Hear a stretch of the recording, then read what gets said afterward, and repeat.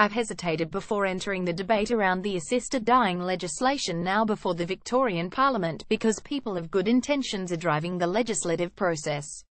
But the willingness of some euthanasia advocates to paint all opposition as religious zealotry must not go unchallenged. I'm not religious. And, for the record, I support both marriage equality and abortion rights unequivocally. Mine is not a reactionary, conservative position.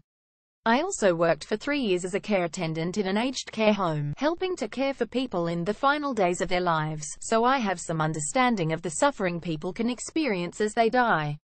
I oppose the introduction of assisted dying by the state because it inherently prioritizes the rights of the individual over our collective responsibility to protect the most vulnerable in our society. These are views shared by many people of good conscience who haven't darkened the doorstep of a church in years, if ever. Yet many still insist that any objection is the imposition of religious belief on people wishing to make a rational choice. It's ironic, then, that euthanasia advocacy group Go Gentle is employing tactics similar to those used in my Catholic school when our Year 11 class was shown a graphic video of latter-term abortions.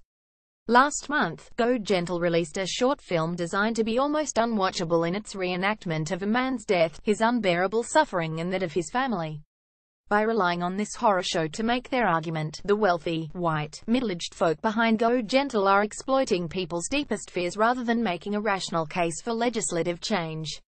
Assisted dying legislation is currently before the Victorian Parliament. Photo Danielle Smith. The demographic makeup of the lobby group is significant.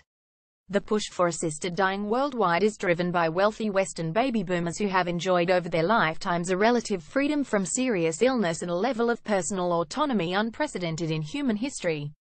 Unlike previous generations, and millions of people today in developing countries, their mothers and siblings died in great numbers during childbirth. Their childhoods were largely free from afflictions such as polio, measles and rubella. Their ailments in middle age, even expected conditions such as menopause and erectile dysfunction, are treated by expensive new drugs. With our first world medical care and significant economic privilege, we have apparently reached a state of peak wellness in which defeating the force of death is the last battle. I get it, exercising choice over the time and manner of our deaths is seen as the only way to bring comfort as people face the prospect of dying in pain and fear. But dying is often painful, and always fearful. I can't accept that an individual's right to avoid that final human tribulation should be given priority in law over the inherent risk involved in state-sanctioned euthanasia to the lives of our most vulnerable citizens.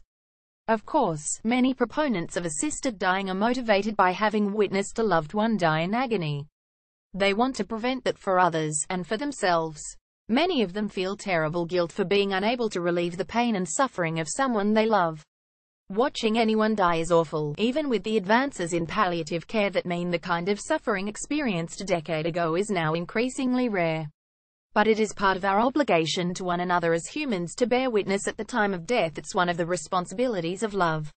Why do we imagine that if we let our loved ones end their own lives with state support that we will feel less culpable?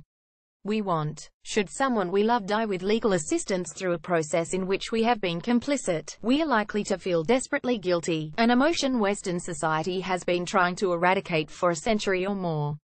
Death is inevitable, usually in both its timing and its manner. It is this which robs it of much of its power over us.